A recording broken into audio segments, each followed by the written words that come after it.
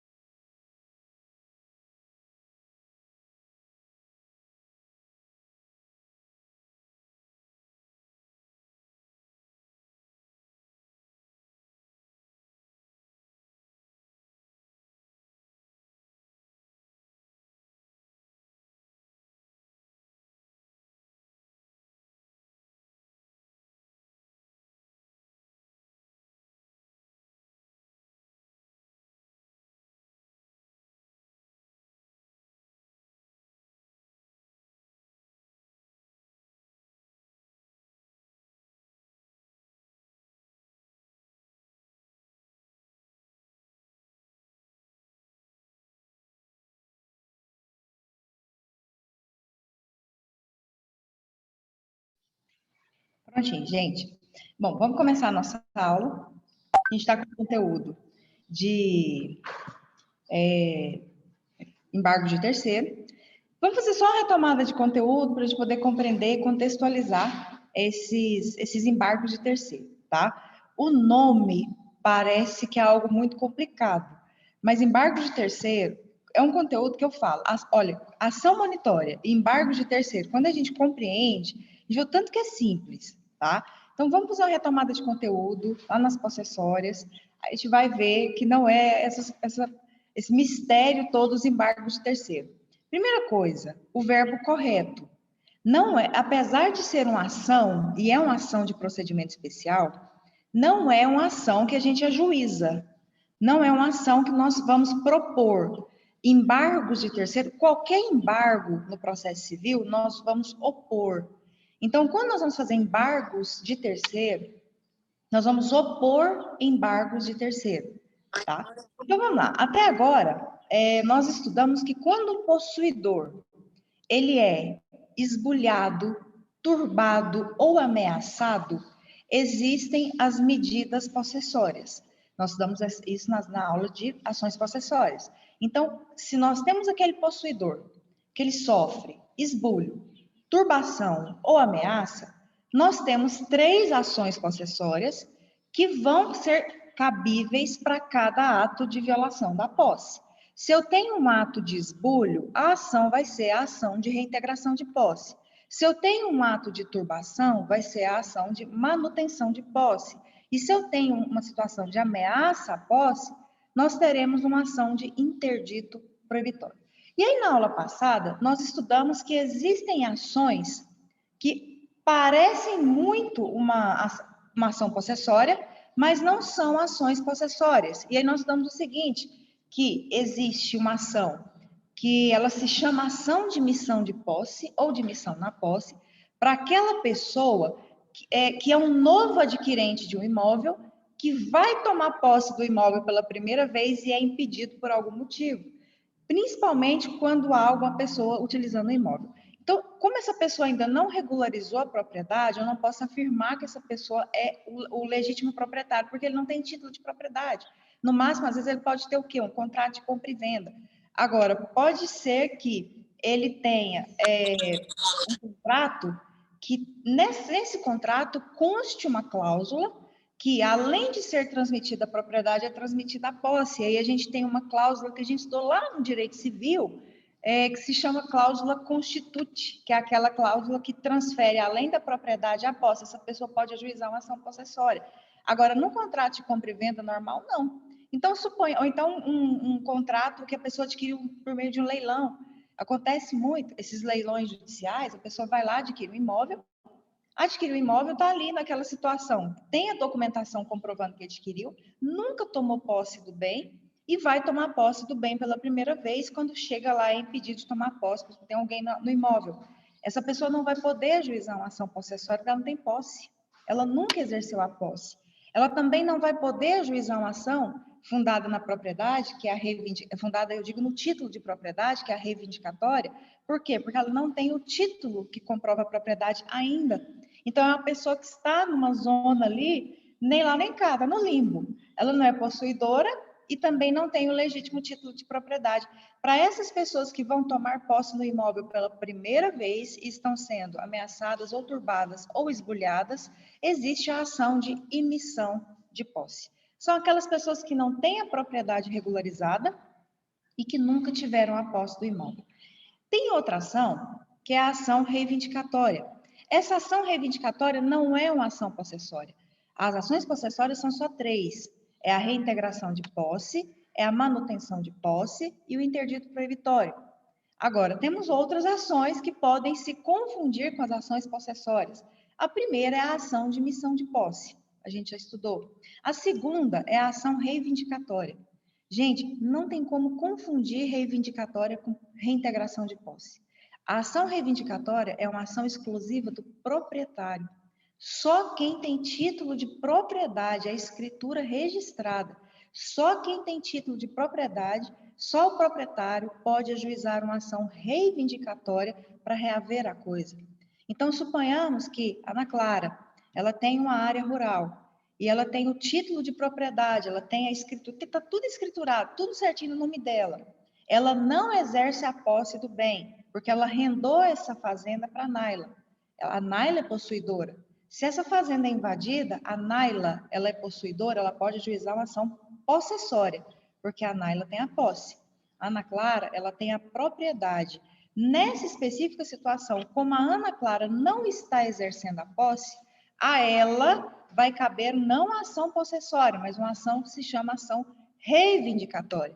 Por quê? Fundada na propriedade.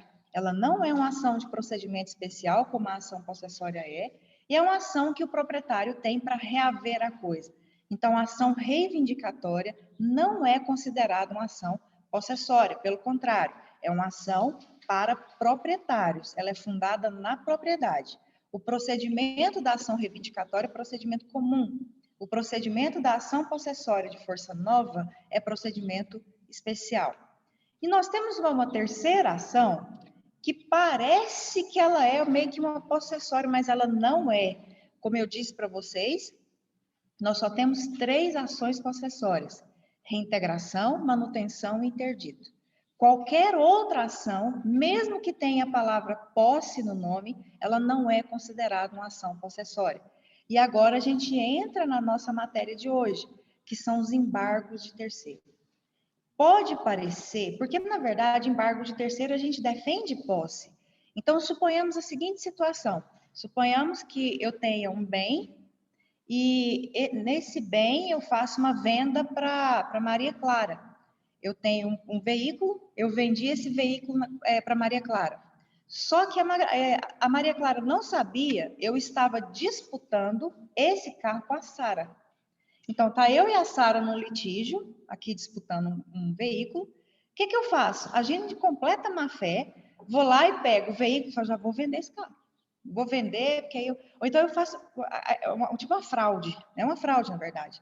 Eu vou tirar esse carro do meu nome, eu vou passar para frente, às vezes a Maria Clara está nem sabendo. Então, eu vou lá, pego aquele veículo, passo para uma terceira pessoa. O que a Sara, sem nem saber, a Sara não está ali me olhando o tempo inteiro para saber se eu estou andando no carro ou não. Ela sabe que eu, né, que eu tenho esse carro e aqui a gente está disputando esse carro. Às vezes a gente está no litígio, não precisa ficar vendo bem o tempo todo. A gente está disputando um veículo. Tá, o que acontece? A Sara vai lá e pede para o juiz o quê? Uma penhora sobre o carro. Ou juíza. E ele autoriza ou ela autoriza. E vai recair uma penhora sobre o veículo. A Maria Clara está lá de boa andando no carro. Quando é parada no Ablitz, faz toda uma investigação, então ela vai fazer uma verificação junto ao Detran. Ela observa que tem uma penhora, uma constrição judicial em cima desse bem que ela adquiriu de mim. Ela fala, gente, mas eu paguei a Mari, eu peguei o carro, estou aqui com os documentos, tudo bem que a gente precisa passar ainda para o nome, mas ela agiu de boa fé, tem certeza que ela não fez nada. De repente, a Maria Clara está lá, está com a penhora em cima do carro. Observem esse exemplo aqui. Eu falei para vocês que eu e a Sara estamos disputando esse bem. A Maria Clara não é parte no processo. A Maria Clara é uma terceira pessoa que adquiriu esse bem em fraude à execução, porque agora a gente já falou um pouquinho de fraude, para poder lembrar. Mas a Maria Clara não é parte, ela é terceira. Quem que é parte no processo? Eu e a Sara. Nós estamos disputando um carro, um veículo. Eu peguei esse veículo e passei para a Maria Clara. Nesse processo meu e da Sara, o juiz determinou a penhora. Então, o carro está penhorado. Tem uma penhora lá, uma restrição judicial lá no Detran, consta lá. A Maria Clara terceira olha para aquela constrição judicial e fala assim, não tem lógica, por que isso aqui está penhorado, sendo que eu paguei isso aqui? Então, observem que os embargos de terceiro, eles não são opostos pelas partes. O primeiro requisito para se fazer embargos de terceiro é que a parte seja terceira. Ela não pode ser parte no processo. Se a pessoa é parte no processo, ela nunca vai poder opor embargos de terceiro. O segundo ponto dos embargos de terceiro. Embargos de terceiro tem um único objetivo. Não é para Maria Clara dizer, é meu. Não é para disputar bens. Não é para disputar posse. Não é para disputar propriedade. Embargos de terceiro tem um único objetivo de retirar constrição judicial de bens.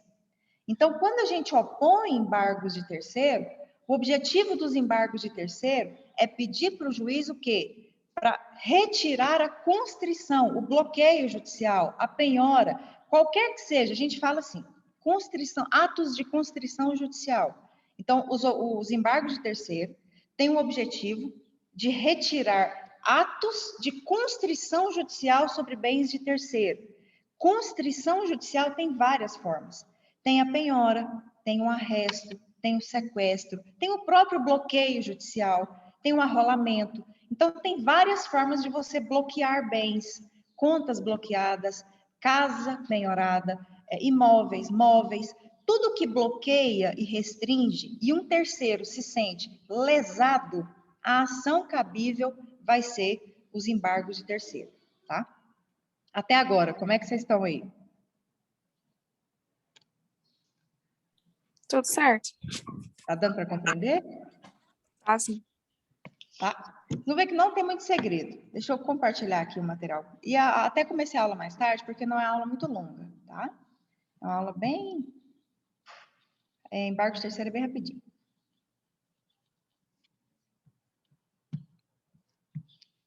Aí tem o material, esse material já está disponível no AVA.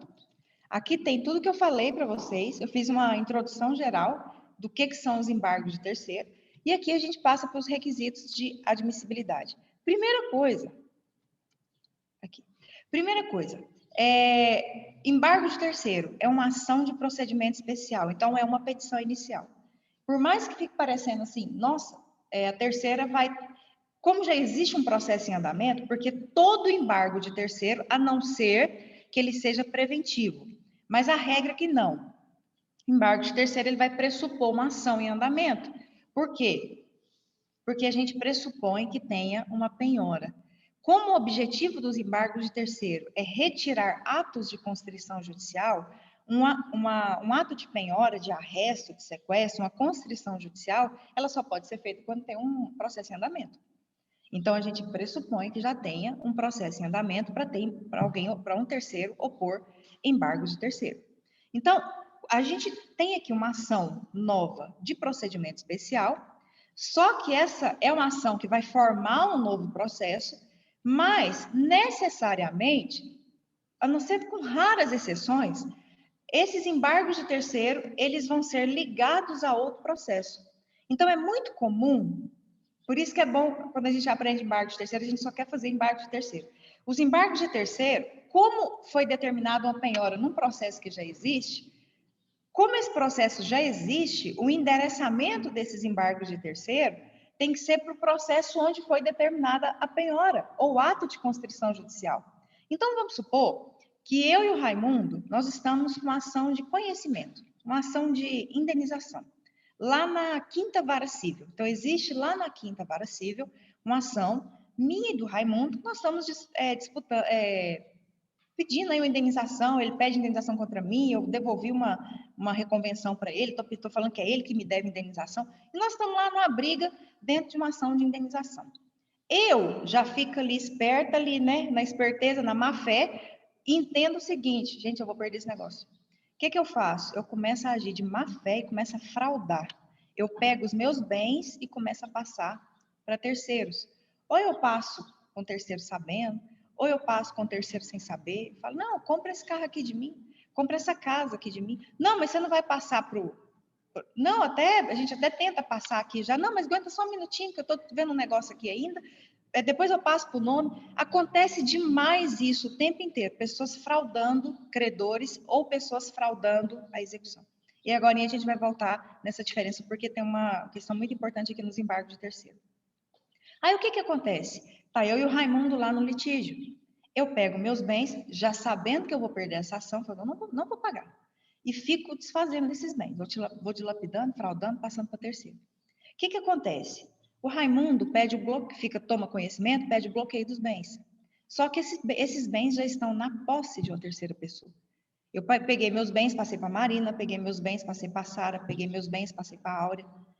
Essas pessoas já são possuidoras. Por isso que muitas pessoas confundem embargos de terceiro com ação possessória. Só que não tem como confundir aqui. Olha só, por quê? O que acontece?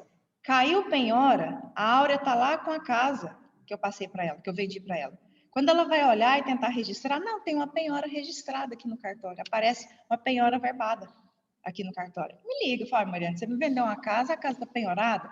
Fala, não, depois a gente vê. O que acontece? A Áurea quer tirar aquilo ali. Ela quer tirar a penhora. Observe, eu estou batendo nessa tecla para a gente poder compreender uma diferença aqui.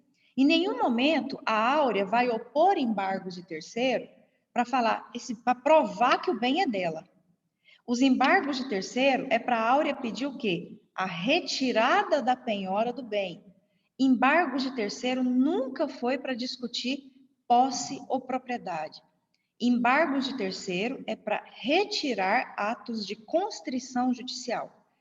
Ah, mas a Áurea quer provar que o bem é dela para ela ficar com ele. Então, ela vai ter que fazer uma ação que se chama ação de oposição. A ação de oposição, ela é uma ação de procedimento especial também, em que o terceiro ou terceira pretende discutir a posse ou a propriedade daquele bem. Eu e o Raimundo estamos disputando esse iPad. A Marina acha que é dela. Eu acho que é meu, o Raimundo acha que é dele. Nós estamos aqui num processo, só nós dois. A Marina toma conhecimento e fala, mas não é nem da Mariana nem do Raimundo, isso aí é meu. Aí ela ajuiza uma ação de oposição para entrar também para disputar esse iPad, para provar que é dela. Observe que aqui não tem atos de constrição judicial. Pode até ter, mas para ela pedir a retirada dos atos de constrição judicial, ela vai ter que opor os embargos de terceiro. Se ela quer discutir a posse ou a propriedade de um bem, a ação vai ser a ação de oposição. Não confundam oposição, ação de oposição, é uma ação, tá? De procedimento especial. Não confundam ação de oposição com embargo de terceiro. Ambos são para terceiros. Tanto a oposição como embargos de terceiro. Embargos, o próprio nome já diz, é embargo de terceiro.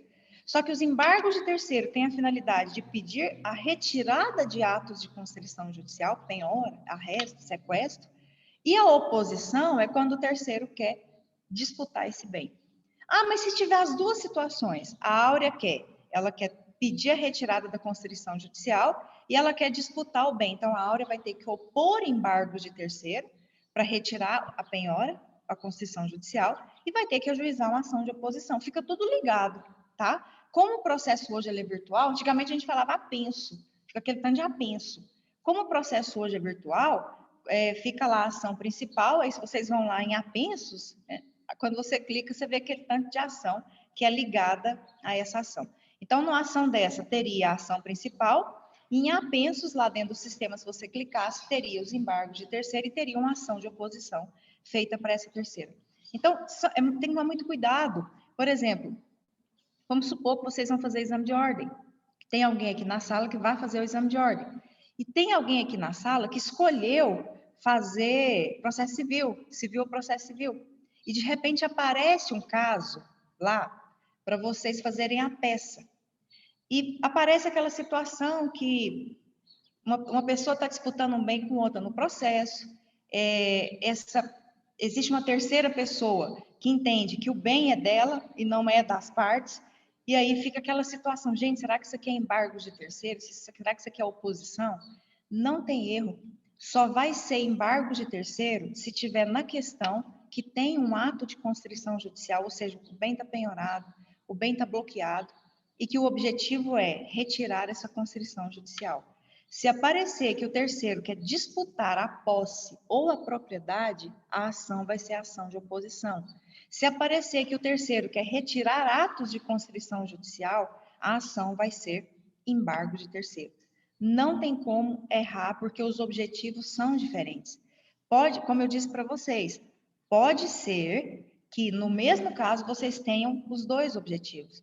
Pode ser que exista uma ação, esse bem foi passado para a Isabela, por exemplo, uma terceira pessoa, existe uma penhora e a Isabela queira retirar a penhora desse bem, porque ela pagou por ele, e ela queira disputar esse bem, provar que é dela. Ela vai ter que opor embargos de terceiro para pedir a retirada da penhora e vai ter que ajuizar uma ação de oposição para quê? Para provar que aquele bem é dela, tá? Então, são ações que têm finalidades diferentes. Então, não tem como, por mais semelhantes que sejam, existe como você distinguir, porque é o objetivo, tá? Porque os dois vão ser feitos por terceira pessoa, tanto a ação de oposição como os embargos de terceiro.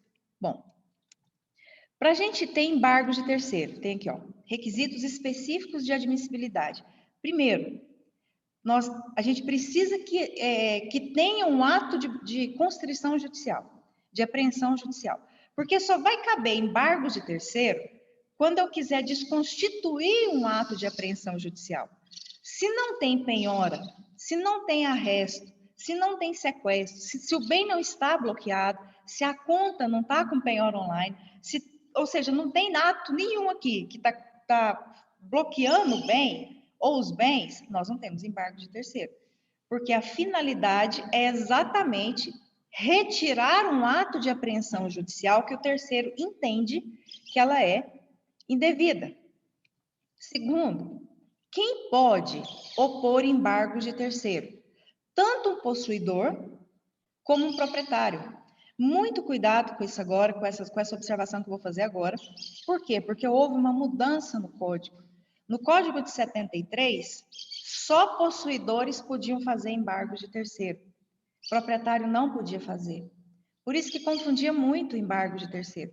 Então, por exemplo, uma pessoa foi lá e adquiriu. Vou pegar um exemplo aqui, eu estou numa ação de conhecimento, eu quero chegar nesse ponto de fraude com vocês. Quando a gente fala de fraude e execução, fica parecendo que é só quando tem uma execução em andamento, e não é. Então, suponhamos que eu estou aqui numa ação, qualquer ação, tá? Não, qualquer ação mesmo, não vou nem falar o nome para não confundir, mas qualquer ação. Eu e a Isabela estamos numa determinada ação, porque a Isabela ajuizou essa ação contra mim porque ela está alegando que eu devo alguma coisa para ela. Aí, o que eu faço? Eu tenho 2 apartamentos, 3 carros, eu vendo. Eu estou vendendo. Isso eu consigo vender, porque não tem penhora ainda, o carro é meu, tá lá, consigo. Por que eu pego um carro e vendo meu carro para a Sara? Vendi. Passei até a propriedade para ela, tá? O processo está aqui em andamento. Eu já fui citada, eu tenho ciência dessa ação. Mas não tinha bloqueio, não tinha nada. Quer saber? Eu vou começar a vender meus bens. Vou lá e vendi meu bem para a Sara. Passei para o nome dela. Ela é proprietária do carro. Ela não é só possuidora, ela tem a propriedade desse veículo. Então, ela é proprietária. Ela tem a posse e a propriedade. Aí, o que acontece? A Isabela pede a penhora desses bens, porque ela vai pegar os dados dos bens, ela não precisa colocar foto, ela não precisa provar que eu estou usando bem, ela tem os dados e vai pedir, porque até então ela tinha conhecimento que eu tinha esse veículo. De alguma forma, ela consegue o quê? Bloqueia. Por algum motivo, ela conseguiu bloquear esse carro, conseguiu a penhora dele. A Sara é proprietária, ela é a nova proprietária, ela é a terceira proprietária. Tanto possuidores como proprietários têm legitimidade para quê? Para opor embargos de terceiro. No Código de 73, apenas possuidores podiam opor embargo de terceiro. Código de Processo Civil de 2015, tanto proprietários como possuidores. Então, como houve essa mudança, e eu estou falando bem especificamente do exame de ordem, tá? Porque está aí, e acho que muitas pessoas devem fazer essa prova. Como nós tivemos uma paralisação muito grande, muitas situações envolvendo o novo Código de Processo Civil ainda não foram cobradas. Nós tivemos aí mais de um ano sem exame de ordem, ou com exame de ordem meio falho. Então, pode ser que algumas situações que já era para ter sido cobrado comecem a ser cobrado agora. E isso é um ponto. Embargos de terceiro, para quem está anotando agora ou quem vai anotar depois, embargos de terceiro podem ser opostos tanto por possuidores como proprietários. Se aparecer para vocês alguma questão assim, os embargos de terceiros só podem ser opostos por possuidores, somente por possuidores, é falso. Isso já foi verdadeiro há muitos anos, por isso que eu acho que pode ser que apareça alguma coisa nesse sentido. Quem tem legitimidade para opor embargo de terceiro? Terceiro, que seja possuidor ou proprietário. Tanto o possuidor como o proprietário, terceira pessoa, pode opor os embargos de terceiro. Não é só o possuidor. Um terceiro novo proprietário também, tá? Outro requisito, que o embargante, aqui nós temos uma questão de nomenclatura aqui envolvida, não é só autor e réu, requerente e requerido. O embargante, ele tem que ser um terceiro. Ele não pode ser parte, tá? Então, suponhamos que uma ação esteja sendo ajuizada contra pessoas casadas. Está sendo ajuizada uma ação para disputar um imóvel contra pessoas casadas. Ou então, companheiros em união estável ou pessoas casadas sejam réis de uma ação de execução e eles são parte. E vamos supor que, como a ação foi ajuizada contra ambos os cônjuges ou ambos os companheiros, ambos vão ter que fazer a sua defesa. Suponhamos que uma ação seja ajuizada contra um casal. Um casal em razão de uma dívida. E essa dívida foi contraída só por uma pessoa, só por um dos cônjuges. O outro não teve conhecimento, ou a outra não teve conhecimento. Aí o que acontece? A pessoa vai alegar na defesa dela, fala, gente, mas eu não tenho que responder por isso aqui, meus bens não têm que responder por isso, porque eu nem tinha conhecimento dessa dívida. Então, ela vai ter que provar isso. Agora, se a ação foi ajuizada contra ambos os cônjuges ou ambos os companheiros, a pessoa é parte. Então, se tiver uma penhora, por exemplo, vamos pegar um exemplo, vamos supor um casal. Cada um tem seu carro, cada um tem seu veículo. E o que acontece? Acontece que foi ajuizada uma ação e o credor já conseguiu uma penhora dos bens dos dois veículos, tanto do veículo, né, de um como de outro. Os dois estão lá travados. Eles vão pedir, vão fazer a defesa. Se essa ação foi ajuizada contra os dois, aqui não tem embargo de terceiro. Por quê? Porque eles são parte. Quem é parte não faz embargo de terceiro. Põe embargos de execução, pede a retirada dessa penhora, mas não como embargo de terceiro. Agora, vamos pegar a seguinte situação. Vamos pegar uma situação de um casal, independente se é união estável ou se é casamento. Suponhamos que esse casal tem uma conta conjunta e pressupõe, no regime de comunhão, pressupõe numa conta conjunta que 50% do que está ali pertence a cada cônjuge ou companheiro.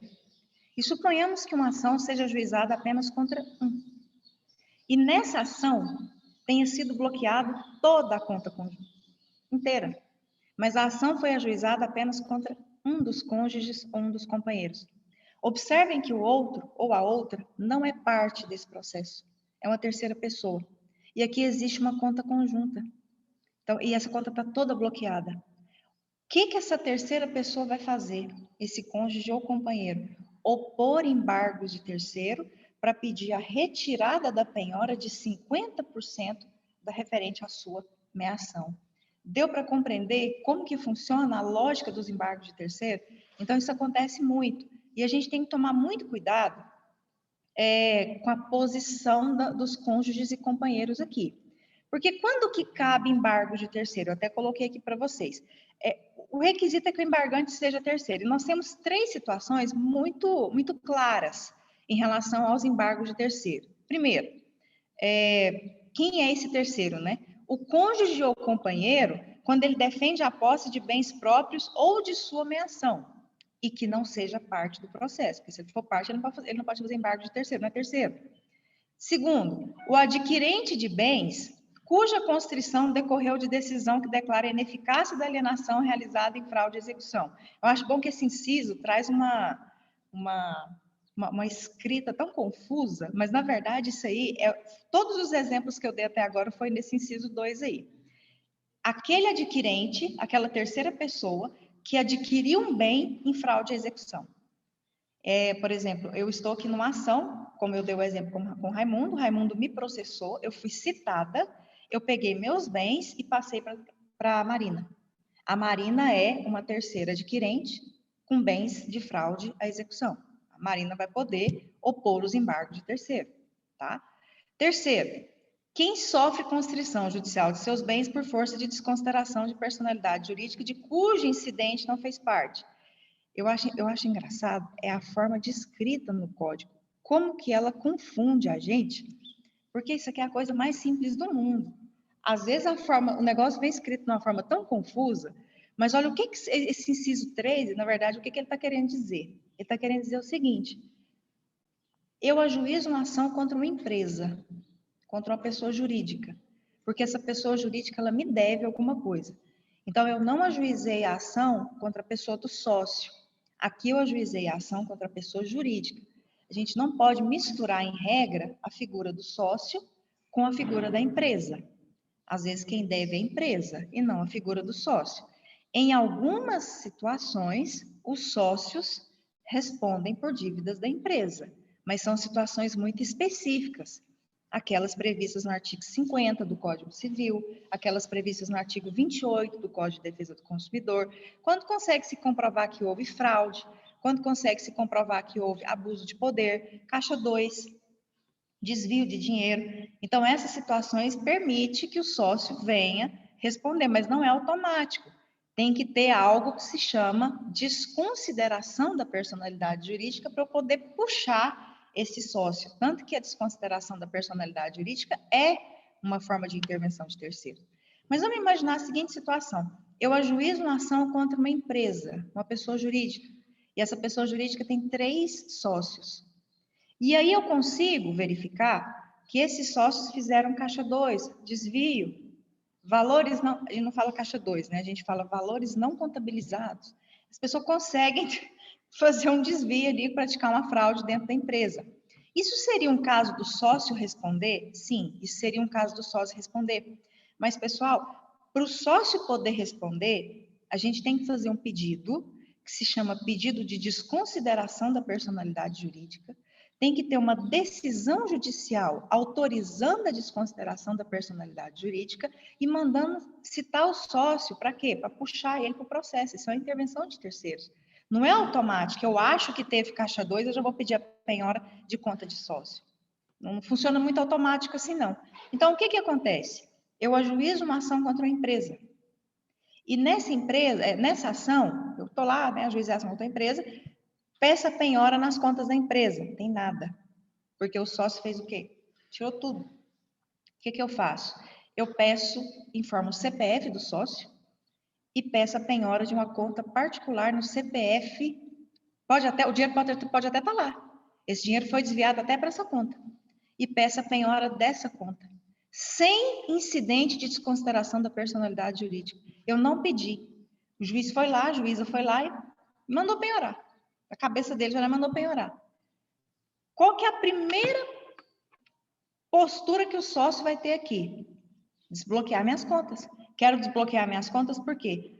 Olha, o sócio chega para vocês e fala assim, procura vocês, se são advogados, por exemplo. Eu estou com minhas contas todas bloqueadas por dívida de empresa. A primeira coisa que vocês têm que verificar no processo é se teve a desconsideração da personalidade jurídica. Se teve, não vai caber os embargos de terceiro. Aí você vai ter que discutir a desconsideração. Recorrer, tentar tirar essa desconsideração. Agora, não teve, vocês pegam o processo, olha ali e falam, não teve, gente. O juiz mandou penhorar a conta de sócio sem desconsiderar a personalidade jurídica, nem parte ele era, porque tem que olhar isso também. Às vezes o sócio é parte do processo, porque se ele for parte, você não pode opor embargo de terceiro.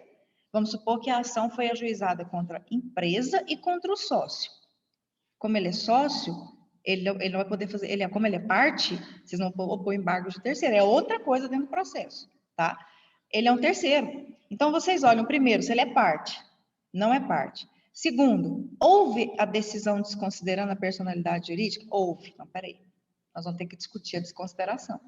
Não houve, ou seja, a apreensão é indevida, tá aqui, ó. A apreensão tem que ser indevida.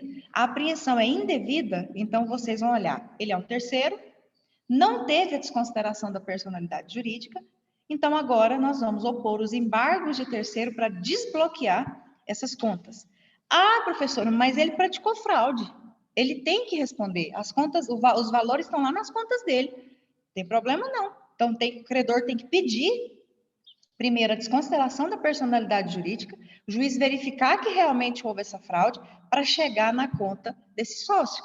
Não é simplesmente chegar e tacar uma penhora lá na conta particular de um sócio de uma empresa que não é parte do processo. Ele é um terceiro.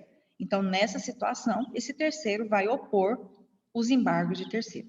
Então, a gente viu aqui 3 situações muito comuns, que tem até previsão no Código de Processo Civil, que vai acontecer a oposição de embargo de terceiro. A primeira situação, de cônjuges e companheiros que não são partes do processo e querem defender seus bens ou a sua ameação.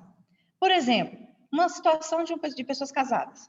Nós sabemos que, em regra, bens de herança, no regime da comunhão parcial, por exemplo, nós sabemos que, em regra, bens de herança, eles não se comunicam. Bens de herança em comunhão parcial de bens, eles não se comunicam. E suponhamos que uma ação seja ajuizada contra um dos cônjuges e companheiros. E nessa ação tenha sido penhorado um veículo, ou um imóvel, ou um bem, que um desses cônjuges ou companheiros tenha recebido como herança. É um bem que jamais se comunicaria. E essa ação só foi ajuizada contra o outro. Não contra essa pessoa que tem esse bem recebido de herança. Então, você tem aqui uma pessoa que não é parte, é uma terceira, que vai defender um bem de sua propriedade que nem comunica nesse casamento. Ou então, o bem pertence às 2 pessoas, uma casa. Uma casa foi penhorada. E o que acontece? Foi assumida uma dívida, sem o conhecimento do cônjuge do companheiro, a ação foi ajuizada só contra um e penhorou o imóvel. Penhorou o imóvel todo. Então, o que essa terceira pessoa... Tentem raciocinar dessa forma. Não pode ser parte. Então, essa terceira pessoa, esse companheiro, essa companheira ou esse cônjuge, o que ele vai fazer? Ele vai opor embargos de terceiro para retirar a penhora daquele bem. O que retira a penhora? Retira a penhora toda, retira só de metade? Enfim, vai depender da decisão judicial. A regra é retirar a penhora daquele bem, tá? Prevalece esse entendimento de que não pode ser prejudicada a meação de uma pessoa. Se chegar a penhorar e vender, vai ser vendido e o valor de 50% tem que ser repassado para esse cônjuge ou para esse companheiro, resguardando a sua meação. Terceiras pessoas que não fazem parte da relação jurídica, que não devem arcar com nenhuma obrigação, não podem sofrer prejuízo.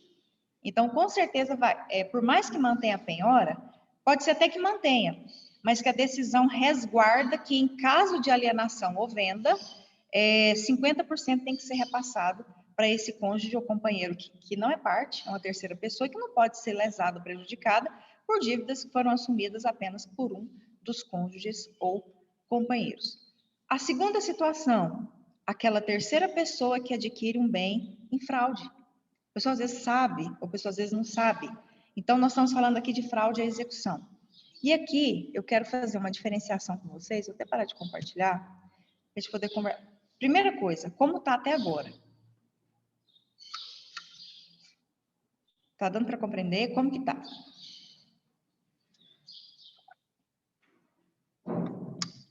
Povo? Está dando para entender, sim. Tá? Ok, então vamos lá. Nós vamos entrar agora no estudo, só para a gente, porque como fala em fraude à execução, a gente precisa saber a diferença de fraude à execução para fraude contra credores. Em nenhum momento ali a gente leu fraude contra credores. Nenhum momento. Lá a gente só leu fraude à execução. Então, quem pode opor embargos de terceiro? Aquele adquirente, um terceiro que adquiriu um bem em fraude à execução. Não fala em fraude contra credores. Então, a gente precisa saber a diferença. Porque existe a fraude contra credores e existe a fraude à execução. Qual que é a diferença entre, isso aí é no direito civil, acho que vocês não devem lembrar no campo das obrigações quando vocês estudaram fraude. Talvez no processo de execução, quando vocês estudaram a fraude à execução. Qual é a diferença entre a fraude contra credores e a fraude à execução? Parece um pouco, mas dá para fazer a diferença. Primeira coisa, vamos falar de fraude contra credores, daqui a pouco a gente fala de fraude à execução. O que é a fraude contra credores? Existe um credor e um devedor. Esse credor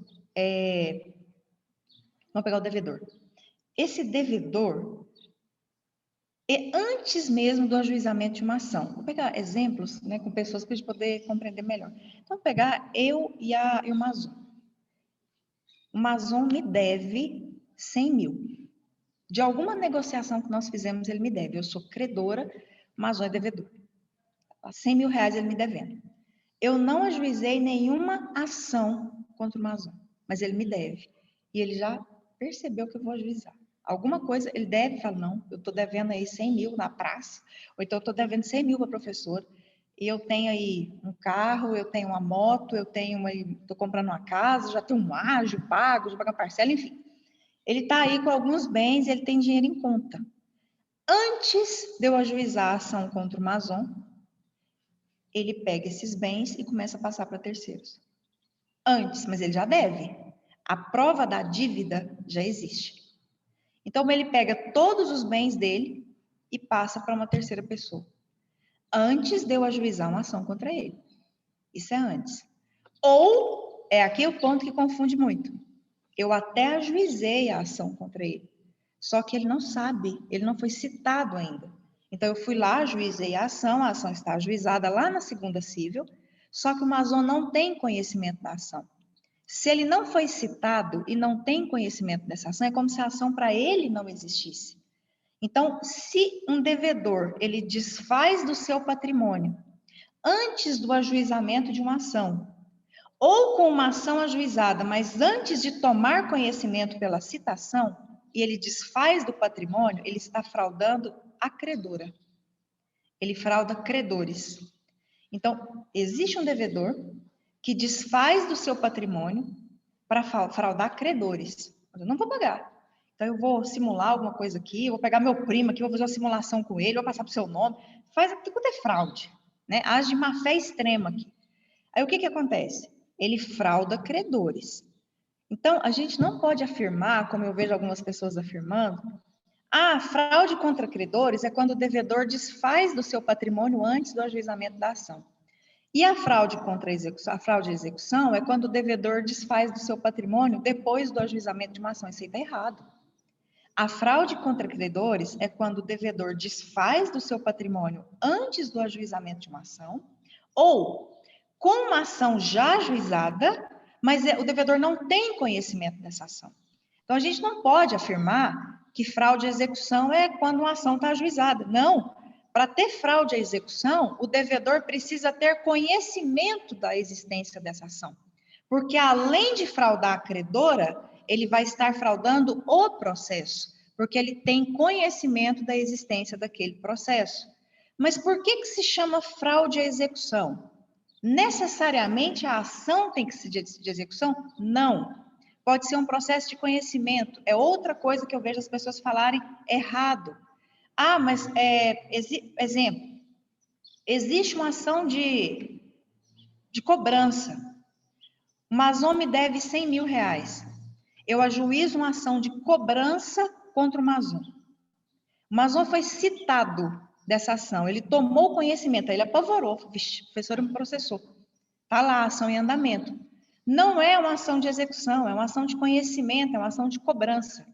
Depois da citação, ele tomou conhecimento, tem a prova no processo que ele tomou conhecimento de alguma forma, e ele começa a desfazer do seu patrimônio, isso é fraude à execução, mesmo que seja um processo de conhecimento, porque ele está fraudando uma futura execução, possível execução. Então, não se esqueçam disso, não é todo mundo que está aqui na aula hoje. Quem for assistir essa aula de novo, depois, ou vocês forem assistir de novo, muito cuidado com esse estudo de fraudes. Primeira coisa, diferença de fraude contra credores e fraude à execução. Fraude contra credores é quando o devedor desfaz do seu patrimônio. Antes do ajuizamento de uma ação, já existe a dívida, a prova da dívida existe, mas não houve uma ação ajuizada ainda. O devedor vai lá e começa a desfazer do seu patrimônio. Ou quando há uma ação ajuizada, mas ele ainda não teve conhecimento, não foi citado. Então, a gente não pode afirmar que a fraude à execução é quando já tem um processo em andamento. Não é, não. É quando já tem um processo em andamento e o devedor tomou conhecimento pela citação. Ou pelo comparecimento espontâneo, mas ele tem que ter tomado conhecimento. Então, a fraude contra credores pode existir até quando uma ação foi ajuizada, mas o devedor ainda não tem conhecimento. Então, é como se ela não existisse para ele, tá? O que é a fraude à execução? A fraude à execução acontece quando o devedor desfaz do seu patrimônio após uma ação de conhecimento ou de execução ajuizada e depois que ele foi citado ou ele tomou conhecimento dessa ação. Então, a gente pensa assim, fraude à execução, tem que ser processo de execução. Não. A ação de conhecimento também. Claro que pode ser uma ação de execução. A Malu, eu vou lá, ela faz uma ação de execução de título extrajudicial contra mim. Eu sou devedora de um cheque dela, que eu passei para ela. Ela vai lá, pega eu passei um cheque para ela de 50 mil, a Malu foi lá depositar, não tinha fundo, foi lá, não tinha fundo. Ela vai fazer a execução. 2 meses depois, ela está fazendo a execução. Eu sou citada. Eu tomei conhecimento. O que eu vou fazer? Eu vou começar a desfazer do meu patrimônio para não pagar a Malu. Claramente fraude de execução, porque coincidentemente ela fez uma ação de execução. Mas vamos supor que ela não tivesse feito uma execução, se ela tivesse feito uma monitória, ou se ela tivesse feito uma ação de cobrança, o cheque prescreveu. Então a Malu vai lá e faz uma ação de cobrança contra mim. Eu fui citada e começa a desfazer do meu patrimônio. Isso também é fraude de execução. Tá? Muito cuidado com isso. Eu vejo muita gente soltando umas aí, até em evento. Tá lá, esses dias eu estava numa jornada jurídica, esperando para entrar, porque agora nas jornadas tá fazendo fracionamento de palestra, aí você termina, encerra uma, a gente entra, vai entrando. E aí eu estava esperando a minha era 21 horas, e eu estou lá aguardando, e estou lá escutando o palestrante falando lá para os alunos da graduação de uma instituição lá do Sul. Eu estou lá, né? Estou lá na minha casa esperando, e mexendo no celular, esperando a minha vez na fila. De repente, eles estão lá falando de fraude de execução, de repente o professor vira lá e fala para os alunos lá da graduação. Gente, não tem erro. A fraude contra credores não tem ação ajuizada. Fraude à execução tem um processo de execução ajuizado. Eu falei, pronto, tá tudo lascado aqui. E o povo lá assistindo, aluno da graduação. Quando você fala para aluno de pós, por exemplo, o aluno da pós-graduação, na hora ele até arrepia, porque ele já está ali, ele já tem um certo conhecimento, e fala, professor, tem certeza que você tá, né? Talvez você está faltando alguma coisa aí. Mas aluno de graduação pega, gente, às vezes tem aluno ali, não um aluno de 9º, 10º período, porque já tem um conhecimento, mas aluno de 3º, 4º, 5º, cresce, né, a maturidade jurídica com isso na cabeça, e fica aí dando essas respostas vagas. Fraude contra credores, não tem ação, devedor desfaz seu patrimônio sem ação ajuizada. Fraude à execução tem que ter ação de execução em andamento. Está tudo errado. Fraude contra credores, devedor desfaz do seu patrimônio antes do ajuizamento de uma ação ou ajuizada a ação, o devedor ainda não foi citado. Então, ele não tem conhecimento. É fraude contra credores. Agora, o que é fraude à execução? O devedor desfaz do seu patrimônio com ação ajuizada e devedor tomando conhecimento, e essa ação pode ser tanto de conhecimento como de execução, tá? Porque vai fraudar uma futura execução. Então, muito cuidado com essa diferença. Feitas essas considerações da diferença de fraude contra credores e fraude à execução, quais são as consequências de cada uma? São consequências distintas. O que eu faço quando eu tenho uma situação de fraude contra credores. Existe uma ação específica para anular a fraude contra credores. E é uma ação que se chama ação pauliana. Acho que vocês vão se lembrar disso em algum momento de aula de direito civil. Ação pauliana. Um dia eu fui pesquisar porque chama pauliana, porque inventou João Paulo, viu? É bem simples mesmo a coisa.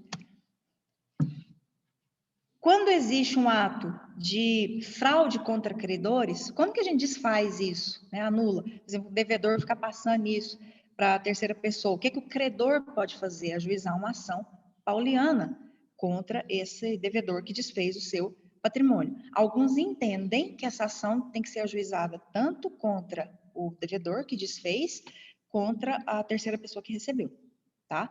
Mas o entendimento é que você ajuiza uma ação pauliana para anular essas alienações que essa pessoa fez, para voltar o patrimônio para o devedor, porque ele está fraudando o credor.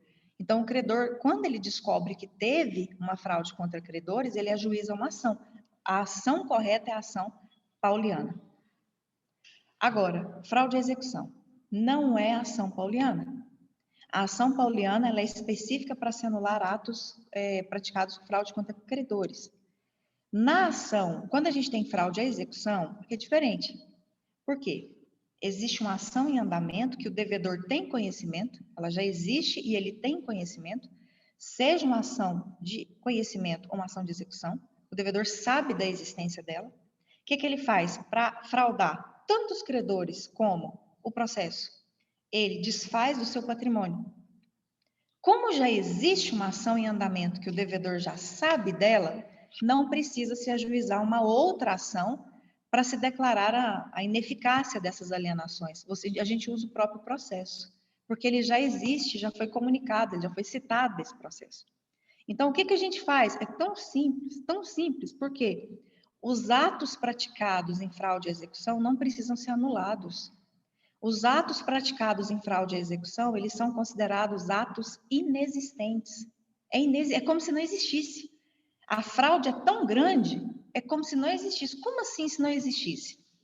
Eu e o Relic, eu ajuizei uma ação contra o Relic, porque o Relic me deve um valor X. O Relic foi citado. O Relic pega todos os bens dele, todos os bens, e faz o seguinte: passa para uma terceira pessoa, vai passando. Então, aqui tem fraude à execução. A ação existe, ele tinha conhecimento e ele passou esses bens para terceiro. Isso é fraude à execução, não é fraude contra credores.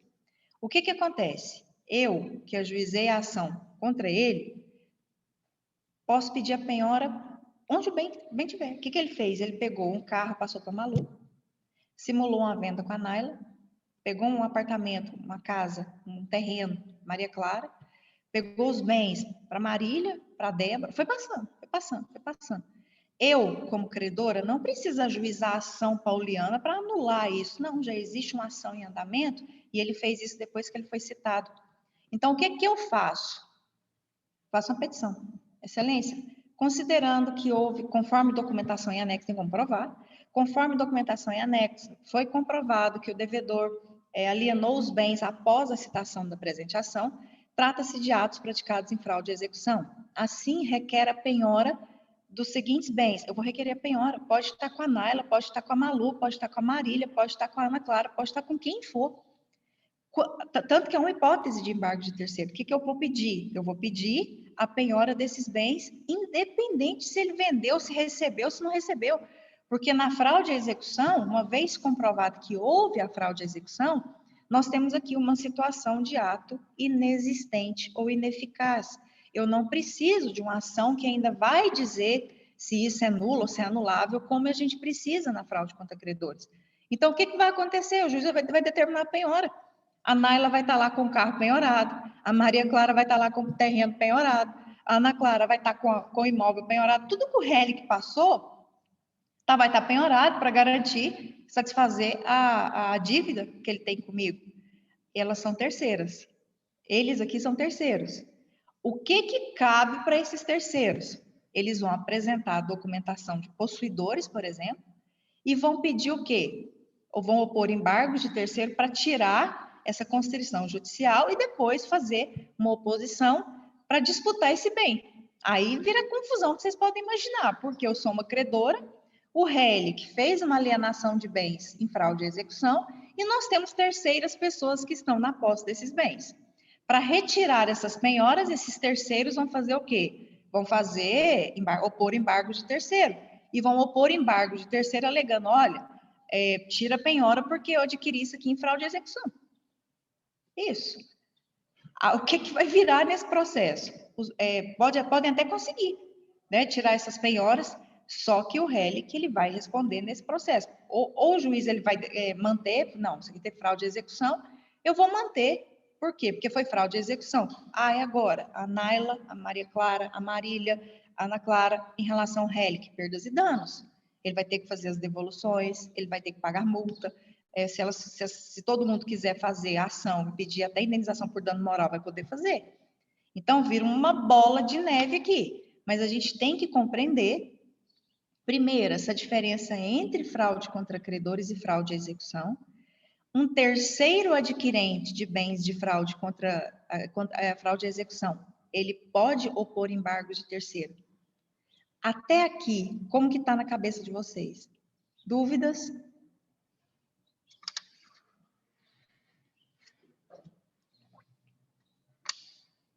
Deu para compreender? Está dando para compreender até aqui?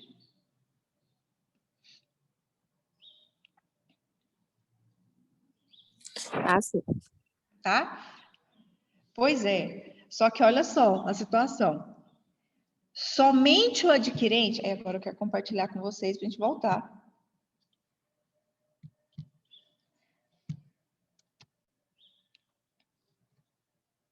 E aqui no material tem, tá? Tudo que eu falei explicando, um por um aqui.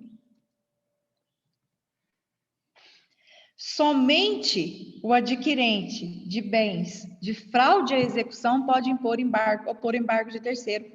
E embargos, se for fraude contra credores, não.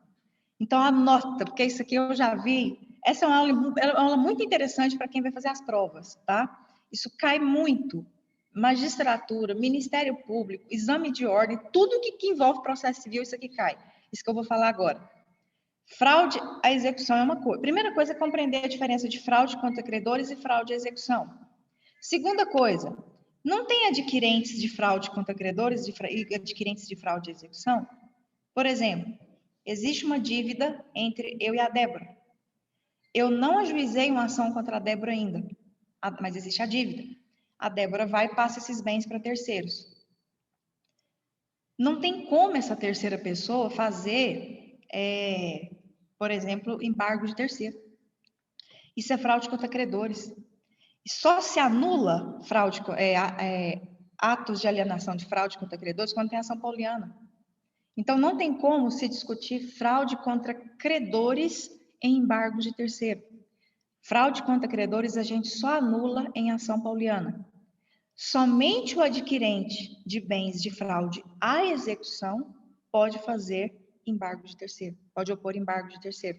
Tem até uma súmula que eu coloquei aqui para vocês, é a súmula 195 do STJ. Em embargos de terceiro, não se anula o ato jurídico por fraude contra credores.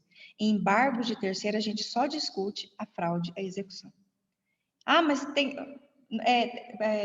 o devedor desfez dos bens e não tinha ação ajuizada, ou tinha ação ajuizada e ele não foi citado, e aí essa terceira pessoa está querendo fazer embargos de terceiro preventivo para evitar uma futura penhora, porque sabe que adquiriu um bem em fraude contra credores. Em embargos de terceiro, a gente não põe fraude contra credores. A ação correta é a ação pauliana. E fraude contra credores, ação pauliana. Fraude à execução. O terceiro adquirente ele vai poder fazer o quê? Os embargos à execução. O terceiro adquirente de bens de fraude contra credores não pode fazer embargos de terceiro. Tá? Tá aqui a súmula para vocês, ó. Eu vou até ler para vocês. Ficar aí na cabeça. Não somente a fraude à execução poderá ser discutida. A fraude contra credores, não. Como evidenciar a súmula 95. Em embargos de terceiro, não se anula ato de alienação por fraude contra credores, só por fraude à execução. Ficou alguma dúvida aqui?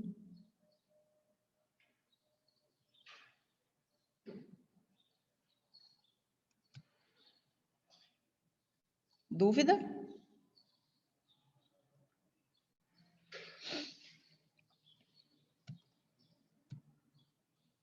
Não, professora, sem dúvidas. Depois vocês dê uma lida no código, tá? Dá uma lida aí na parte de embargo de terceiro. Vocês vão ver que não é difícil. Olha o procedimento. Olha como o procedimento é simples. Para a gente ter embargo de terceiro, a gente precisa ter um ato de penhora, de constrição judicial, porque o objetivo não é tirar o ato de constrição judicial indevida. Isso foi determinado num processo. Então, o processo ele já existe, ele está tramitando em alguma vara já. O endereçamento é pronto. Então, suponhamos que eu e a Maria Clara, nós estamos disputando um bem, ou então é uma ação de conhecimento, lá na primeira vara civil. Está lá. E aí, a decisão que determinou a penhora de um bem que está com a terceira pessoa, que é o Raimundo, saiu lá da primeira vara civil. O Raimundo, que é o terceiro, ele vai opor embargos de terceiro. Para onde ele vai endereçar essa ação? Para a primeira vara civil. Porque necessariamente ela vai ter que ser julgada lá onde a penhora foi determinada, onde o ato de constrição foi determinado. É uma regra de competência funcional, é absoluta, está aí. Ó. Os embargos de terceiros são distribuídos por dependência ao juiz em que corre o processo no qual a apreensão do bem foi determinada. Não tem coisa melhor, a gente não precisa nem raciocinar o endereçamento, está pronto. Porque essa penhora ou esse ato de apreensão foi determinado em algum processo que já existe em alguma vara. Então, vai ficar pensado naquele, virtualmente falando também, porque aparecem apensos, né? Fica lá, como que a gente coloca? Ao juízo da primeira vara civil da comarca de Anápolis, por exemplo, e embaixo a gente vai colocar assim, como essa penhora já foi determinada num processo que já existe, e esse processo tem um número. Então, a gente vai colocar assim, distribuição por dependência aos autos número, aí coloca o número do processo onde a penhora foi determinada. Então, é muito simples essa peça, essa petição inicial dos embargos de terceiro. Ao juízo, já põe a vara, você já sabe, porque já teve um ato de apreensão judicial determinado, é aquele mesmo juízo. Você já põe o juízo e já coloca distribuição por dependência aos autos número, que é o processo onde foi determinada a penhora, ou o ato de apreensão judicial. Quem ajuiza os embargos, quem opõe os embargos de terceiro? Quem que é o embargante? É o terceiro. Então, é o terceiro que adquiriu aquele bem ou está com aquele bem bloqueado e ele tem a condição ou de proprietário ou de possuidor. E contra quem a gente vai opor os embargos de terceiro? Nós, em regra, nós vamos opor embargos de terceiro apenas contra aquela pessoa que aquela apreensão ela vai gerar algum benefício. Então, geralmente é o credor. Então, se teve uma apreensão judicial dentro do processo, e esse bem está na posse de um terceiro, geralmente, esses embargos de terceiros são apostos em face da pessoa do processo, contra as partes, tá? Que aquela penhora vai dar algum proveito, geralmente é o credor. Né? Geralmente as penhoras, os atos de apreensão, eles beneficiam o credor. Só que, em algumas situações, vocês vão opor embargo de terceiro contra os dois, quando o bem indicado for feito pelo réu. Isso é uma situação que veio com o novo Código de Processo Civil. Na prática, ainda não está muito bem delineado isso aí. O que acontece? Por muitos anos, no Código de 73, os embargos... Vamos pegar a situação. Existe uma ação em andamento, entre A e B. O C, ele está na posse de um bem que está penhorado. O C é o terceiro. O C, ele vai opor embargos de terceiro. Por muitos anos, esses embargos de terceiro eram opostos contra as partes, os dois. Tanto o credor como o devedor. Então, fazia um litisconsórcio necessário aqui. Então, sempre foi assim. Aí o CPC de 2015 trouxe uma diferenciação. Primeira hipótese, você opõe embargo de terceiro contra aquela pessoa que está se beneficiando da penhora. Vai ser o credor. Agora, se a indicação for do réu, aí é contra os dois. Tá? muita complexidade, não. Professora, mas se na prática eu quiser, na prática, tá? Eu quiser fazer contra os dois, faz. Se você fizer contra os dois, faz. Eles que lutem para sair da alegar ilegitimidade passiva e sair desses embargos de terceiro. Na OAB.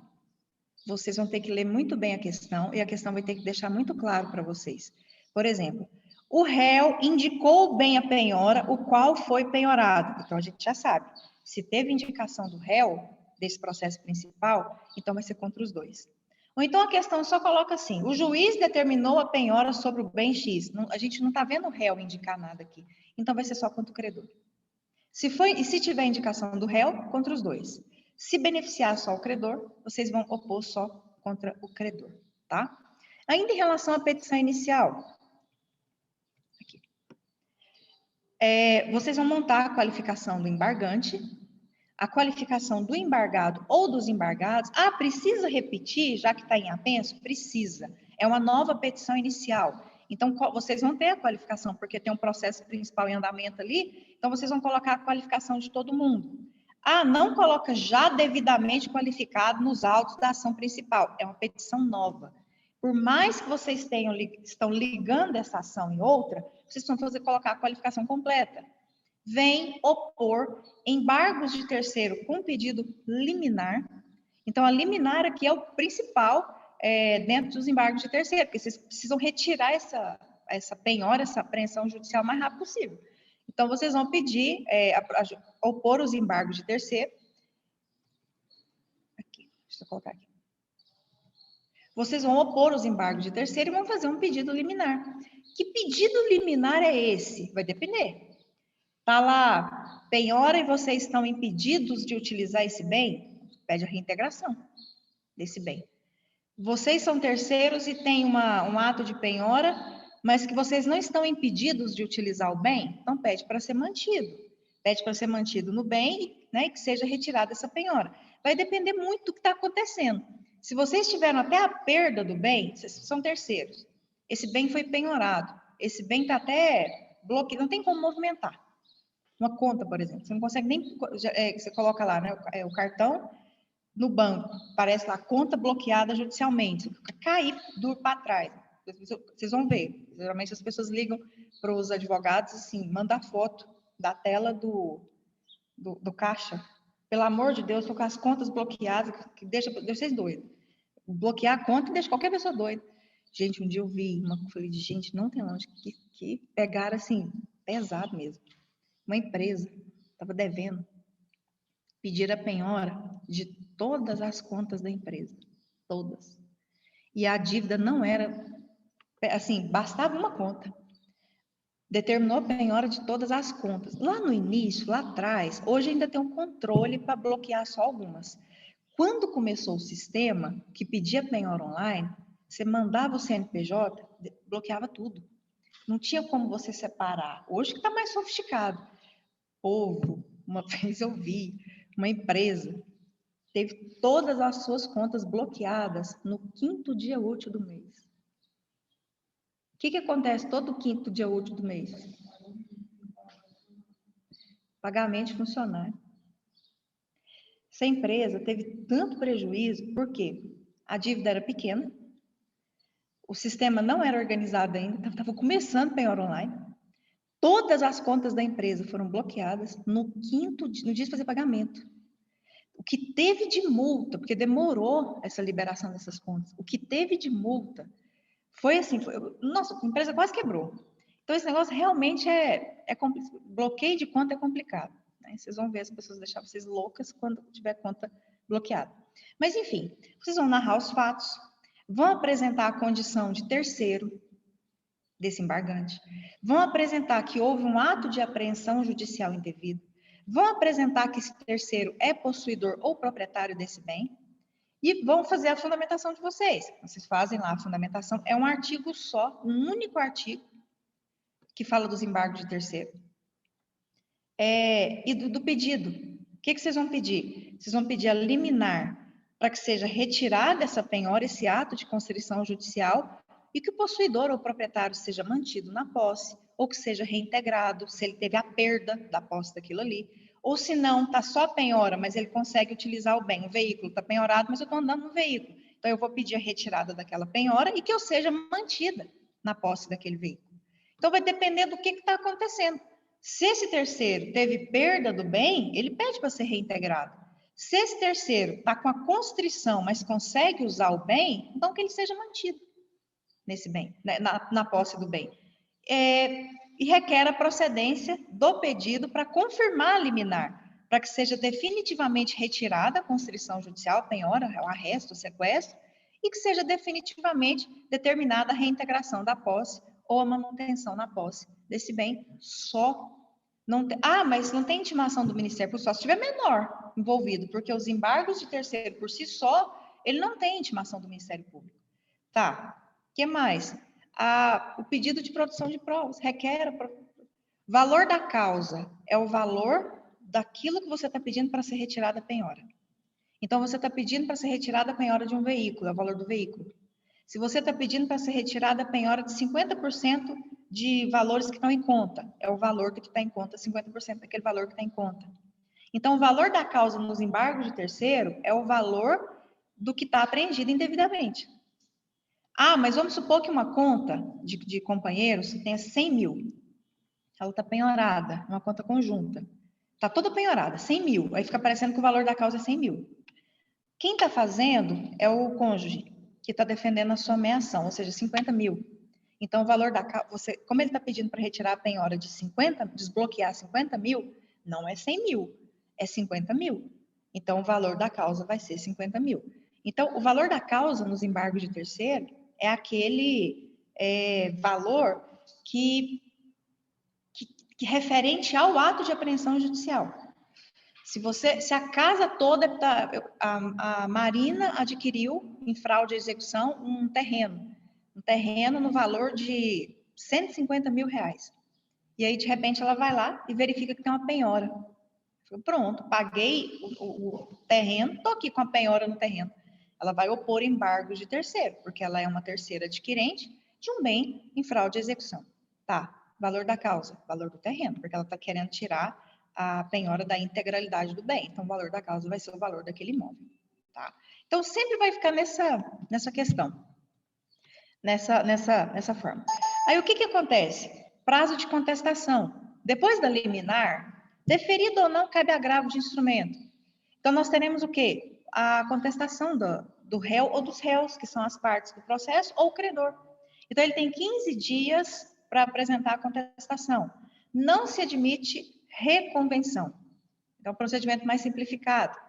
Então, aqui ele apresenta a contestação, apresentou contestação, procedimento é comum. Interessante, né? Isso aí acontece nas possessórias. Isso acontece em várias ações que a gente viu de procedimento especial. Então, o que os embargos de terceiro têm de especial? Essa possibilidade de um terceiro opor embargos de terceiro por algum motivo. Por quê? Porque o bem que ele tem a posse ou a propriedade foi apreendido judicialmente indevidamente. E o objetivo aqui é tirar esse ato de apreensão judicial indevida. E aí ele vai, monta a petição inicial, o pedido é muito curto. Vocês viram, né? Vocês podem pedir a liminar para já que seja retirado, ou que seja reintegrado, ou mantido na posse ou na propriedade.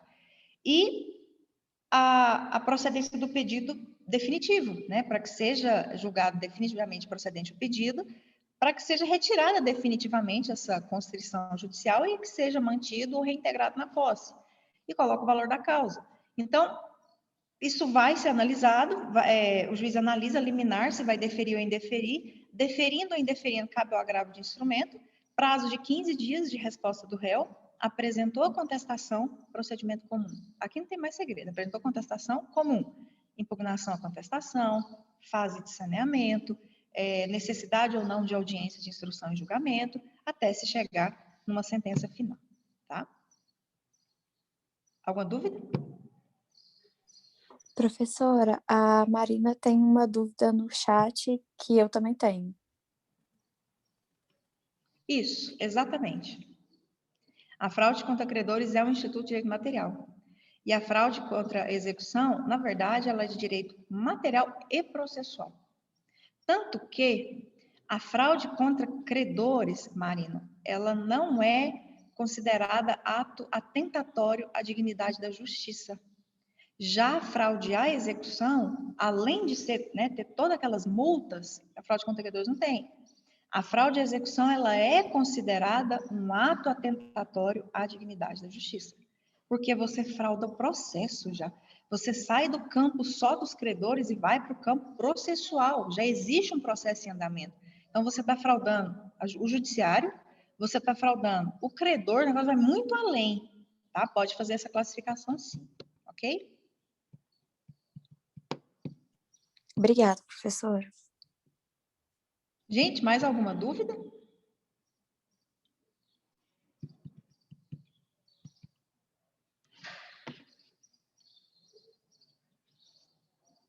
Povo, tá tudo certo? Da minha parte era só isso.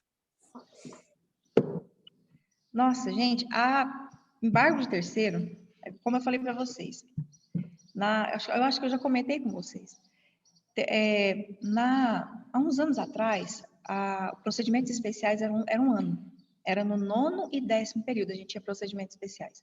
Então, a ordem era diferente, embargo de terceiro vinha numa ordem, né? Agora não, a gente seleciona os principais procedimentos especiais, fazer tudo no semestre. Lá atrás era um ano fazendo procedimentos especiais, fazia tudo, todos. Aí, o que acontece? Eu lembro direitinho. Na semana que nós estudamos embargo de terceiro, fiquei com um grupo de alunos numa sala de aula, era uma segunda ou terça-feira, não tenho certeza. Eles iam fazer o exame de ordem no domingo. E a gente ficou fazendo em sala. Os me fizeram ficar até 11 horas da noite. Foi de noite. Eu lembro que foi o 9º A. Não, professora, fica aqui, porque só falta a gente fazer a ação monitora e embargo de terceiro. Naquela semana tinha sido a aula de embargo de terceiro. Aí eu falei, nossa, gente, mas já pensou se cai embargo de terceiro no exame de ordem no domingo? Não deu outra. Caiu embargo de terceiro. Eles quase morreram de alegria. Porque, olha só, embargo de terceiro, você já tem o endereçamento pronto, porque a penhora foi determinada em algum processo. Você já tem o número, distribuição por dependência aos autos, número, pronto. Embargante é o terceiro. Quem são embargados? As partes do processo, você já tem os nomes. Ou o credor, vai depender, porque se teve a indicação do bem à penhora, é os dois. Se não teve, é o credor. Nos fatos, você tem que apresentar que o embargante é terceiro, que houve uma apreensão judicial indevida e comprovar que ele tem a posse ou a propriedade. Você faz uma fundamentação jurídica só com o artigo dos embargos de terceiro, e você tem 2 pedidos. Dos pedidos, só 2. E aí você já vai para o valor da causa. Então, quando vocês pegam, não sei se eu tenho aqui, para mostrar, depois eu coloco, eu até compartilho uma peça, se nós estivéssemos em sala, a gente estaria fazendo uma petição inicial de embargo de terceiro. Tem a petição inicial, exatamente esse caso. Eu posso colocar lá no AVA para vocês fazerem. Lá no AVA, já tem o material de embargo de terceiro, mas tentem pegar, eu vou pegar qual ano que foi esse exame de ordem, até se vocês colocarem peça prático profissional, embargo de terceiro, exame de ordem, vai aparecer. Foi exatamente na semana, vai me cair embargo de terceiro. Se eu não me engano, foi um bloqueio de uma conta, que uma terceira pessoa tinha dinheiro naquela conta, e essa terceira pessoa queria tirar a apreensão judicial, a penhora, dessa parte dela nessa conta.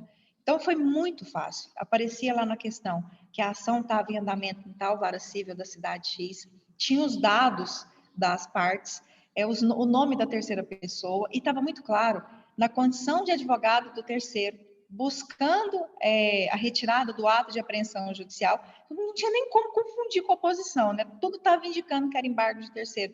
Todo mundo acertou, porque é uma peça realmente curta, ela não é uma peça muito argumentativa. Os embargos de terceiro não é uma peça que você tem que provar que aquilo é seu.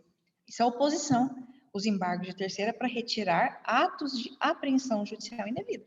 Esse é o objetivo dos embargos de terceiro. Então, foi muito tranquilo. Todo mundo que fez essa prova passou no exame de ordem. Embargo de terceiro é o sonho de todo mundo quando cai nessas provas que a gente faz, tá? Por isso que a gente tem uma visão. No processo civil, tudo que tem embargo parece que é difícil, né? Fala em embargos, dá uma sensação de que seja algo mais difícil. E não. Vocês viram que embargo de terceiro não é um negócio muito complicado. É claro que vocês têm que fazer a leitura. Esse material de vocês está mais completo. Então, tem aquelas situações do sócio, tem as situações do cônjuge e companheiro, tem a situação do adquirente em fraude à execução, de uma forma mais detalhada, tá? Então, se vocês fizerem a leitura desse material e vendo essa aula, vocês vão compreender os embargos de terceiro. E aí vocês vão ver que não é nem um bicho de sete cabeças, é algo realmente que foi colocado à disposição de terceiros que querem defender, que querem a retirada da constrição judicial, seja um penhor, um arresto ou sequestro, porque entendem que essa apreensão judicial ela foi indevida, tá? Gente, Malu, depois você passa para o pessoal também, o material de embargo de terceiro está no AVA. Eu coloquei uma questão para vocês pesquisarem lá, a última questão avaliativa, tá? Só lembra de uma coisa, quando vocês forem fazer a questão. Só tem fraude, só caracteriza a fraude, por exemplo, contra credores, se a pessoa se tornou insolvente. Então, vamos supor que eu seja devedora. Eu estou devendo para a Naila 150 mil. E eu tenho um patrimônio de 5 milhões.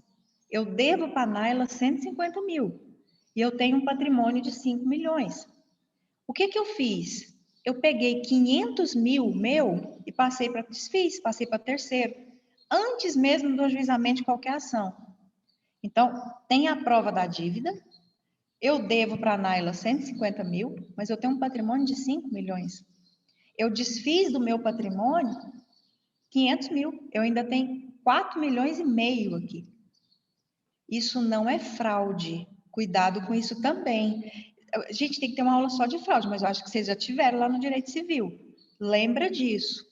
Se o devedor ele é solvente, ele tem condições de pagar essa dívida, não é caracterizada a fraude contra credores. É a execução. Se acontecer isso no processo de execução, sim. Agora, a fraude contra credores, não, nem tem processo ainda, ou se tem processo, o devedor não está nem sabendo. Então, eu tenho um patrimônio de 5 milhões e desfaço de 500 mil. Eu tenho ainda um patrimônio de 4 milhões e meio. E eu devo 150 mil para a Naila. Isso não é fraude, não. Tá? Não é fraude, porque eu tenho bens para pagar a Naila. Seria se eu tivesse devendo 150 mil e meu patrimônio é de 3 milhões, eu desfiz de tudo. Eu estou com 20 mil só numa conta. Aí sim é fraude contra credores. Agora, se o devedor, ele tem ainda, ele é solvente, ele ainda tem condição, se vocês ajuizarem uma ação pauliana e o devedor provar que ele tem condições, ou seja, não sei por que essa ação está sendo ajuizada, não tem necessidade de anular, porque eu tenho aqui patrimônio de 4 milhões e meio, a ação vai ser julgada extinta. Tá? É só para lembrar vocês, mas aqui é só puxando, que a gente está falando de fraude, para vocês não esquecerem disso. Quando vocês estudaram fraude contra credores, alguém deve ter falado isso para vocês. A fraude contra credores, ela só é caracterizada quando o devedor se torna insolvente. Se o devedor desfez do seu patrimônio contra credores, se ele desfez do seu patrimônio, mas só de parte dele, e tem bens para pagar, infraudou o credor. Tá? Ele só resolveu dispor de 500, exemplo aqui, eu só quis dispor dos 500 mil meu. Eu não fraudei a Naila, porque eu tenho 4 milhões e meio ainda para tirar, para pagar 150 para ela. Então, lembra disso, que é um instituto, quando vocês estudaram fraude, que tem que ficar bem, lembrar aqui, se for o caso, dar uma lida lá em fraude contra credores de novo, para vocês lembrarem, para não confundir. E isso na questão pode aparecer, tá? Pode ser que vocês vejam lá alguma coisa nesse sentido, tá bom? Dúvidas?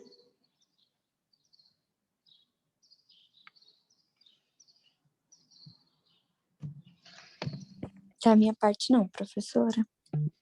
Tá, deixa eu só anotar aqui para não ter.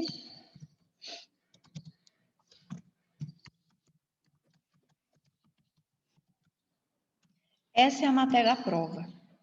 A terceira VA de vocês. Só vai cair, só. Vai com tanta coisa aí.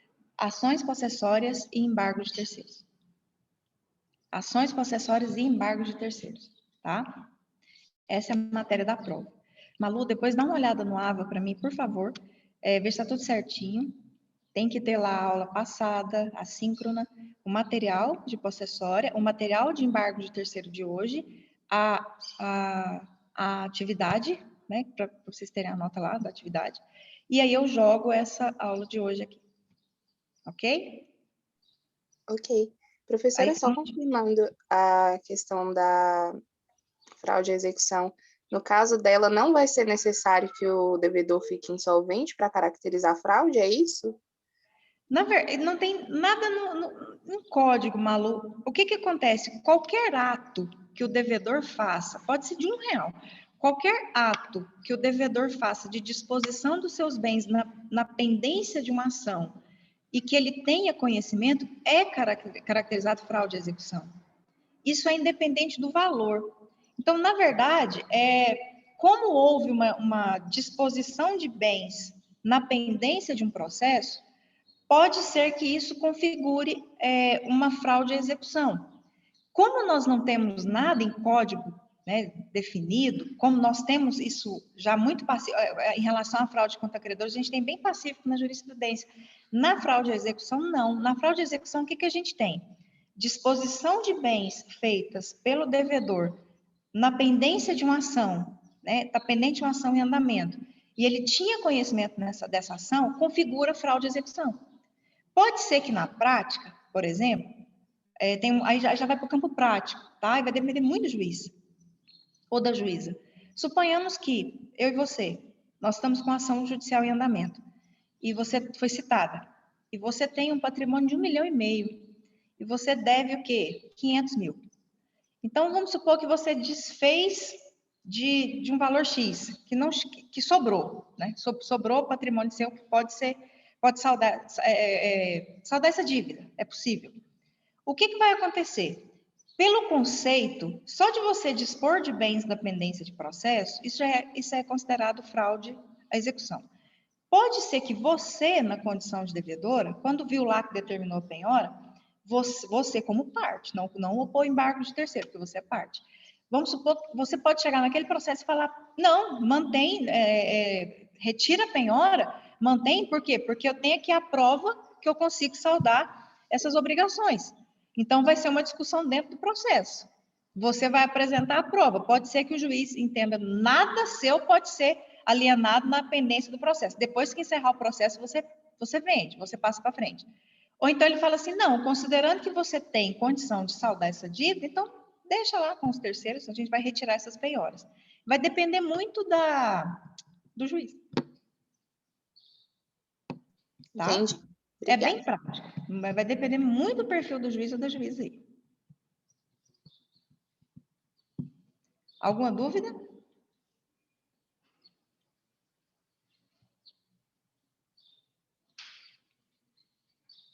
Mais alguma? Por enquanto não, professor. Não? Por enquanto, Pessoal, não. tá lá, depois dá uma olhadinha, confere, tá? Se tá possessório, embargo de terceiro. Revejam as aulas e a matéria de prova é possessória e embargo de terceiro. Certamente a gente não encontra mais em sala aqui, é a nossa última aula. Então, eu só tenho a agradecer vocês. Não se preocupem com a terceira VA, não está difícil. Eu já tenho até essas questões, não está difícil. Estudem mais assim, analisa o caso para ver qual ação possessória que é, isso vai aparecer mais lá, tá? Qual ação possessória que é, analisando o caso. Mas também, se estiver muito semelhante ali, a gente recebe uma pela outra, não preocupa, tá? Possessório e embargo de terceiro. Quem prestou atenção na aula não vai ter dificuldade. Enfim, na próxima semana, qualquer problema que vocês tiverem no sistema, me avisa. Eu acho que teve um probleminha no passado, até mandei uma mensagem para a Malu, o que está rolando, mas estou vendo uma movimentação aí. Mas qualquer problema que vocês tiverem, entre em contato, que eu já falo com o Herbert ou com o professor Daniel na hora para resolver. Isso vocês já sabem. E o que eu queria era agradecer demais vocês por mais um semestre. Não foi fácil, né? Mais um semestre que não foi fácil. Eu sei que não é a mesma coisa. O ensino remoto é um pouco mais complexo para compreender algumas coisas. Alguns conteúdos, por exemplo, tem uma certa, né, diferença aí do que a gente sabe, tá? E mesmo com as dificuldades, a gente conseguiu, mais uma vez. Então, eu só tenho a agradecer vocês mesmo por estarem comigo nesse mês. Vocês são muito queridos, são muito especiais, e tudo que eu puder ajudá-los aqui dentro da Unevangélica ou fora da Unevangélica, sempre sintam-se à vontade para conversar comigo. Não precisa ter medo ou vergonha ou alguma coisa nesse sentido. Me manda mensagem, vocês têm meu contato, têm acesso direto, me manda. Às vezes eu demoro para responder, esses dias eu até tive que... Hoje eu vou ter que ficar respondendo. Povo, eu entrei num esgotamento tão grande que eu achei que quinta-feira eu ia morrer. Tanto que eu estava cansada. Mas, enfim, às vezes eu demoro um pouquinho para responder, mas respondo. Nem que seja por áudio, vocês ficarem colocando na velocidade 2 aí, para ficar rindo de nós, professores, né? A gente estava conversando sobre isso. Mas sintam-se sempre à vontade para qualquer coisa que vocês precisarem. Vocês ainda permanecem no 10º período. Eu não leciono para vocês mais no 10º, eu encerro com vocês aqui no processo civil, mas eu estou aqui. Então, sempre à disposição de vocês. Como a gente já tinha uma boa relação em direitos humanos e agora com o processo civil, né? Fechando com o processo civil. Para mim foi uma alegria muito grande encerrar o processo civil de vocês, tá? E é isso. Abraços com muito carinho. Espero que no próximo semestre nós nos encontremos mais, espero, dentro da segurança, e a gente conversa, tá? Vou estar sempre à disposição de vocês. Muito obrigada, professora. Muito Obrigado, obrigada. Sora. Muito Boa obrigada, noite. professora. Nós que que temos que agradece, agradecer professora. pelas aulas Boa semana. maravilhosas. Boa semana e estamos juntos ainda.